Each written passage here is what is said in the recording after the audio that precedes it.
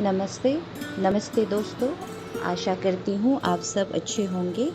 आज मैं अपनी 2 स्वरचित कविताएँ आप लोगों के लिए पढ़ना चाहती हूँ। आशा करती हूँ आप सबको पसंद आएँगे। दोस्तों, आप लोगों की अच्छी-अच्छी कमेंट्स और मोटिवेशन के लिए बहुत-बहुत शुक्रिया। मेरा पहला कविता है यहाँ नहीं तो वहाँ। अगर समय की ऊंची दीवारों ने हमें मिलने नहीं दिया यहाँ, याद रखना हम फिर भी मिलेंगे। याद रखना कि हम मिलेंगे, यहाँ नहीं तो वहाँ, वहाँ जहाँ समय ही नहीं होता। और अगर हम मिल भी जाए यहाँ बहुत बरसों के बाद, तो शायद उम्र ने मुझसे मेरी पहचान छीन ली होंगी और शायद जूरियों ने मेरे चेहरे को कैद कर ली होंगी। मगर तुम याद रखना कि मैंने अपनी मासूम सी अरमानों को दिल के एक कोने में संभाल रखा है।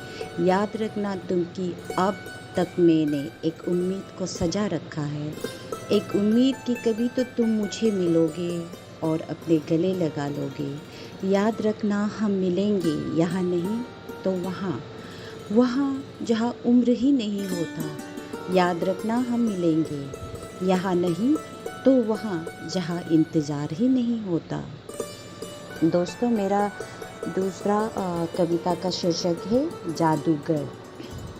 वो सपने में है, वो सपने में नाच रही है, मानो एक बैलेरिना मंच पर मगन होकर नाच रही हो। वो सपने में है, वो सपने में गा रही है, मानो एक ओपेरा सिंगर मंच पर मगन होकर गा रही है। वो सपने से निकल नहीं पा रही है।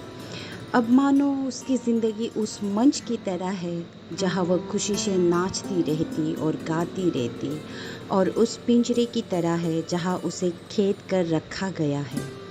खेद ही सही, पिंजरे में ही सही।